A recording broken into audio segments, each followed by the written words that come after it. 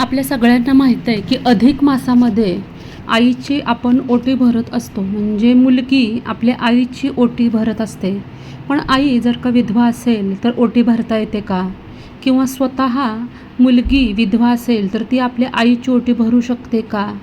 किंवा एखाद्या मुलीला आईच नसेल तर तिनं कोणाची ओटी भरावी किंवा कशा पद्धतीनं ओटी भरावी? आईची ओटी भरली तर त्यामध्ये काय करावं, काय नाही? आईची ओटी कधी भरावी?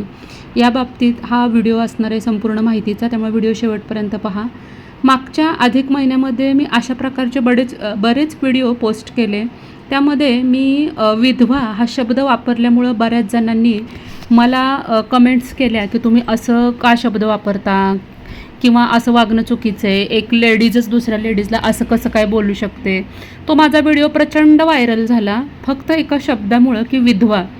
तर मी त्यानंतर बरेचसे पुढचे व्हिडिओ करून त्यामध्ये एक्सप्लेनसुद्धा केलं होतं की जो शब्द आता समाजामध्ये प्रचलित आहे तोच मला उच्चारावा लागतो. या पाठीमागं कुणाची भावना दुखावण्याचा प्रश्न नव्हता किंवा हेतू नव्हता कुणाची भावना दुखावण्याचा.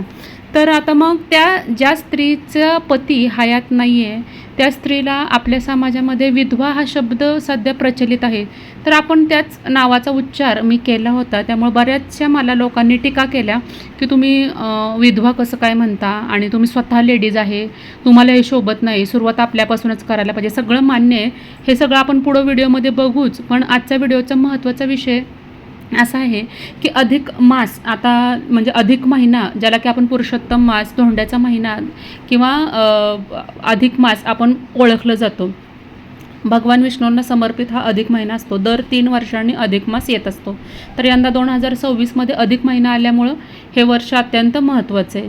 अधिक मासाचं महत्त्व अगदी थोडक्यामध्ये मी सांगते आणि अधिक महिना कधी सुरू होतो आहे तेही सांगते, म्हणजे ज्यांना माहीत नसेल त्यांच्यापर्यंत ही माहिती पोहोचेल. तर 17 मे रोजी अधिक महिना सुरू होत आहे आणि तो 15 जूनपर्यंत आहे, 2026पर्यंत. म्हणजे 17 मे 2026 ते 15 जून 2026पर्यंत अधिक महिना आहे.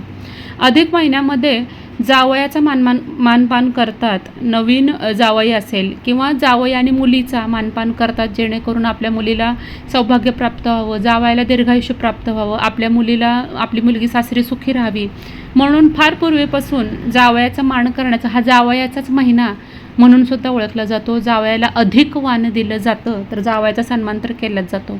पण बघा, या अधिक मासाचं आणखीन एक महत्त्व म्हणजे आपण कधीही आपल्या आईची ओटी भरत नाही, तर अधिक महिन्यामध्ये आपण आईची ओटी भरतो. कारण त्या पाठीमागं सुद्धा कारण आहे. आपल्याला या जगामध्ये आपल्या आईनं आणलेलं असतं. 9 महिने आपल्याला तिच्या पोटामध्ये वाढवून तिनं आपल्याला हे जग हे दाखवलेलं असतं. आपल्याला लहानाचं मोठं केलेलं असतं, आपलं लग्न वगैरे करून आपलं सांभाळ केलेलं असतं किंवा आपल्या पायावर उभं केलेलं असतं. आत्तापर्यंत आपल्या आईनं आपल्यासाठी अनंत काही गोष्टी केलेल्या असतात, पण आपण आईचे आभार शक्यतो मानत नाही किंवा तिच्यासाठी आवर्जून कुठली गोष्ट करत नाही. म्हणूनच अधिक महिन्यामध्ये आपण आईबद्दल एक कृतज्ञता व्यक्त करण्यासाठी किंवा पुढच्या जन्मीसुद्धा मला तुझ्याच बाबा पोटी जन्म यावा, तू मला जन्म दिल्यास यासाठी मी कृतज्ञ आहे, या भावनेनं आपण आईची ओटी भरत असतो. एरवी आईच आपली लहानपणापासून ओटी भरते. जेव्हा मुलीला मासिक पाळी येते तेव्हा आईच आपल्या मुलीची पहिल्यांदा ओटी भरते. मुलीचा साखरपुडा असतो तेव्हा आईच ओटी भरते.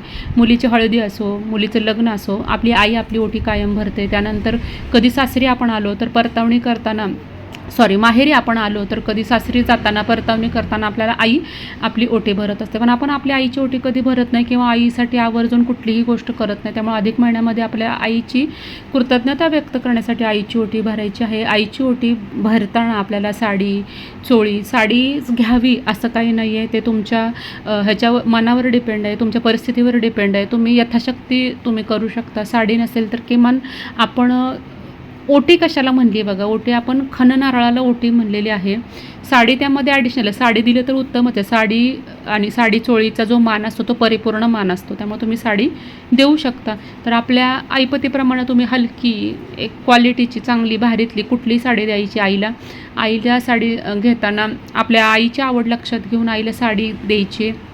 आईला एखादी भेटवस्तू द्यायची आहे, सौभाग्य अलंकार आईला द्यायचे आहेत, खणं नारळ त्यामध्ये येणार, अखंड तांदूळ त्यामध्ये येत असतात, फळं येत असतात, गजरा येत असतात. आणि अधिक मासामध्ये अनारशाला महत्त्व आहे किंवा जाळीदार पदार्थाला महत्त्व आहे, तर आपण अनारसे त्या ओटीमध्ये ठेवू शकतो किंवा मैसूर पाक पण जाळीदार आहे तर तो ठेवू शकतो किंवा इतर मिठाई किंवा फळं आपण त्यामध्ये ठेवू शकतो.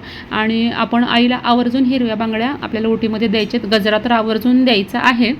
तर अशा पद्धतीने आपण आईची ओटी भरू शकतो. आईची ओटी कशी भरायची मी तुम्हाला पुढं सांगते. पण बघा, आई विधवा असेल तर काय करायचं, तर आई विधवा जरी असेल तर तुम्ही ओटी भरू शकत नाही का, तर असं काही नाही आहे. आई जर का विधवा असेल तर तिची काही चूक नाही आहे किंवा तिला म्हणजे गिफ्ट देण्याचा काहीच अधिकार नाही किंवा तिच्याबद्दल आपण कृतज्ञता व्यक्त करू शकत नाही असा भाग नाही आहे. तर आई जरी विधवा असेल तर तुम्ही आईला साडी देऊ शकता. आईला तुम्ही प्रेझेंट म्हणून, गिफ्ट म्हणून तिला साडी देऊ शकता. तिला एखादं गोड मिठाई किंवा तिच्या आवडीची भेटवस्तू देऊन तिला तुम्ही साडीही देऊ शकता. त्यामुळे आई विधवा असेल तरीसुद्धा तुम्ही आईला ओटी म्हणून साडी देऊ शकता. बघा, आपल्या समाजामध्ये विधवा स्त्रियांना हळदी कुंकू लावत नाहीत किंवा विधवा स्त्रियांची ओटी भरत नाहीत. हे समाजात प्रत्येक ठिकाणी वेगवेगळ्या परंपरा असतात, कोणी मानतं कोणी नाही. शक्यतो मी तरी मानत नाही, हे मी तुम्हाला आवर्जून सांगावंसं वाटते. कारण मागच्या व्हिडिओमध्ये तुम्ही माझ्यावर भरपूर टीका केली की तुम्ही विधवा म्हणता. तर मी स्वतःपासून या गोष्टी मी डिक्लेअर करते की मी अशा गोष्टींना जास्त महत्त्व देत नाही. तर आई जरी विधवा असेल तर तुम्ही आईला साडी गिफ्ट करू शकता, तिची ओटी भरू शकता. तुमच्या मान्यावर एक कुठलीही स्त्री स्वतःच्या मनानं वैधव्य करत नाही. तिचा पती तिच्या आधी निघून जातो, यामध्ये त्या स्त्रीची काहीही चूक नाही. त्यामुळे आपल्या आईची काही चूक नसते. तुम्ही आईची ओटी आवर्जून भरतीला हळदी कुंकू लावू शकता, काहीच हरकत नाही आहे. काही इकडचा देव तिकडं होणार नाही, आकाश पाताळ एक होणार नाही. तुम्ही आईची ओटी आवर्जून भरू शकता. पण एखाद्याला मान्यच नसेल किंवा समाजाला घाबरून तुम्ही असं करू शकत नसाल तर आईला तुम्ही साडी तरी हातामध्ये गिफ्ट घेऊन देऊ शकता. आणि मुलगी विधवा असेल तर काय करायचं, तर त्यालासुद्धा हाच नियम लागू आहे की मुलगी म्हणजे विधवा होणं हा तिचा दोष नाही आहे. तर तुम्ही विधवा जरी असेल, तुमचा पती जरी हयात नसेल, जरी तुम्ही सौभाग्यवती असाल, तुमचं लग्न झालेलं नसेल किंवा तुम्ही विधवा असेल, तर आपल्या आईप्रती आपलं प्रेम हे सेमच असतं, सारखंच असतं. त्यामुळे तुम्ही आईला साडी चोळी देऊ शकता, एखादं गिफ्ट देऊ शकता. हे 2 प्रश्न तर क्लिअर झाले. आता आई नसेल तर काय करावं. शक्यतो आई नसेल तर एखाद्या मंदिरामध्ये आपल्या जे देवता असते त्या मंदिरामध्ये तुम्ही तिथं जाऊन देवीची ओटी भरू शकता. आईला आपण देवी स्वरूप मानतो, त्यामुळं आईच्या जागी तुम्ही तुमच्या मोठ्या चुलतीची, तुमच्या आत्याची, तुमच्या मावशीची, मोठ्या बहिणीची, म्हणजे जी स्त्री तुमच्या आईच्या जागेवर आहे, जी स्त्री तुमच्या आईची जागा घेऊ शकते किंवा जी स्त्री तुम्हाला आई समान आहे, अशा स्त्रियांची ओटी तुम्ही त्या जागी भरू शकता. तर त्यामध्ये मोठी बहीण आली, आपली मोठी आत्या आली, आपली मोठी काकू आली किंवा लहान काकू आली, आईच्या म्हणजे ज्याच्यामध्ये तुम्ही आईचं प्रेम बघता त्या स्त्रीची तुम्ही ओटी भरू शकता. असं कोणीच नसेल तर तुम्ही मंदिरामध्ये देवीची ओटी भरू शकता. ते पण शक्य नसेल तर तुमच्या आसपास जर काही एखादी गरजू महिला असेल तर तिलासुद्धा तुम्ही ओटी तिची भरू शकता. तर अशा प्रकारे तुम्ही आई नसेल तर तुम्हाला काय करायचं ते सांगितलं आहे. तर आता ओटी भरताना काय करायचं. ओटी भरताना कायम पूर्व पश्चिम दिशेला आपल्याला बसायचं आहे. सर्वप्रथम पाट मांडायचं आहे, पाटावर आपल्याला आईला बसवायचं आहे, हळदी कुंकू लावायचं आहे. त्यानंतर साडीला थोडंसं हळदी कुंकू, नारळाला थोडंसं हळदी कुंकू, त्यामध्ये ओटीचं सामान घ्यायचं आहे. आवर्जून त्यामध्ये पांढऱ्या रंगाचा गजरा घ्यायचा आहे. जे काही आपलं सौभाग्याचं सामान असतं ते घ्यायचं आहे. तुम्ही त्यामध्ये अनारसंसुद्धा घेऊ शकता. मगाशी सांगितल्याप्रमाणे वस्तू आपण त्यामध्ये घेऊ शकता. आवर्जून द्यायची वस्तू म्हणजे हिरव्या काचेच्या बांगड्या तुम्ही आईला देऊ शकता, आई सौभाग्यवती असेल तर अशा पद्धतीने तुम्हाला आईची ओटी ही भरायची आहे. आईची ओटी कधी भरावी तर तुम्ही संपूर्ण अधिक मासामध्ये तुम्ही तुमच्या आईची ओटी ही कधीही भरू शकता. पण शक्यतो आपण सुवासिनी स्त्रियांची ओटी भरताना किंवा देवीची ओटी भरताना, कुळदेवीची ओटी भरताना आपण मंगळवार किंवा शुक्रवार या 2 दिवस आपण आवर्जून ओटी भरतो. त्यामुळे तुम्ही या दिवशी ओटी भरली तर अधिक चांगलं. समाज काय म्हणतोय किंवा काय ह्या बाकीचे सगळे प्रश्न झाले, पण तुमच्या मनात जर का तुमच्या आईविषयी खरं निखळ प्रेम असेल तर तुम्ही ह्या गोष्टी करू शकता. अधिक महिन्यामध्ये आपल्याला आणखीन काय करता येईल, तर अधिक महिन्यामध्ये जर का तुम्हाला एवढ्या सगळ्या गोष्टी करायच्या नसतील तर तुमच्या आईची एखाद्या दिवसापासूनची काही इच्छा असेल, आणि ती पूर्ण होत नसेल तर तुम्ही या दिवसामध्ये तिची इच्छाही पूर्ण करू शकता. अधिक महिन्यामध्ये संपूर्ण जितकं आपण भगवान विष्णूंचं स्मरण करल तितकं चांगलं. कारण अधिक महिना हा भगवान विष्णूंना समर्पित केलेला आहे.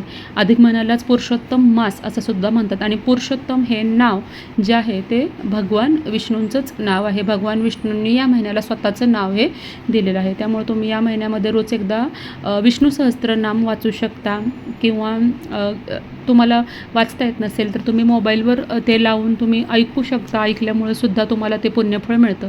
या महिन्यामध्ये जितकं तुम्ही ग्रंथ पारायण जप नामजप जितकं करचाल तितकं तुम्हाला अधिकाधिक हे फळ मिळत असतं. अधिक महिन्यामध्येच त्याचं सगळं त्याचं जे आहे ते महत्त्व आलं आहे. अधिक म्हणजे अधिकाधिक ते गोष्टी होत जातात. अधिकाधिक तुम्हाला पुण्य मिळत जातं. कुठलीही गोष्ट तुम्ही अधिक महिन्यामध्ये केली म्हणजे देवांशी संदर्भात तुमच्या जे काही तुम्हाला करायचे व्रतवैकल्याच्या संदर्भात त्या गोष्टींचं अधिक पुण्यफळ हे तुम्हाला मिळतं.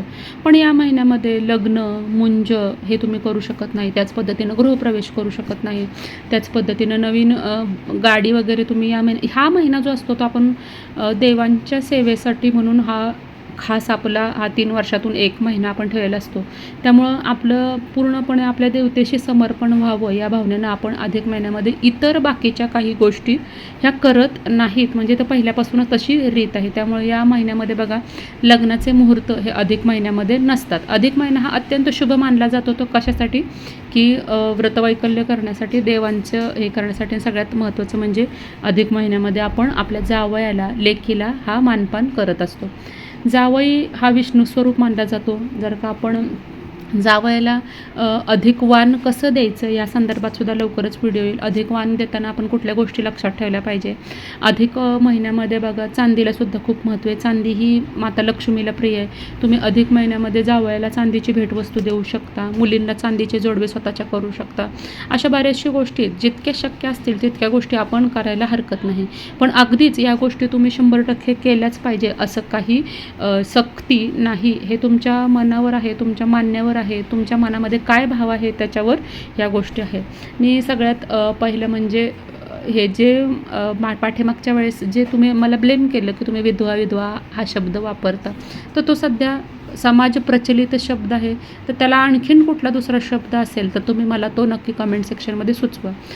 तुम्हाला जर का आजचा व्हिडिओ माहितीपूर्ण वाटला असेल आवडला असेल तर इतरांबरोबर नक्की शेअर करा. तुम्ही जर का पहिल्यांदाच माझ्या चॅनलवर नवीन आले असेल तर आपल्या चॅनलला सबस्क्राईब करायला विसरू नका. अधिक महिन्याविषयीचे आणखीन बरेचसे व्हिडिओ मी आपल्या चॅनलवर लवकरात लवकर पोस्ट करण्याचा प्रयत्न करेन. तर आत्तापर्यंत इतकंच. लवकरच भेटूया नवीन व्हिडिओमध्ये आणि नवीन माहितीसोबत. तोपर्यंत माझ्याकडून सगळ्यांना श्री स्वामी समर्थ.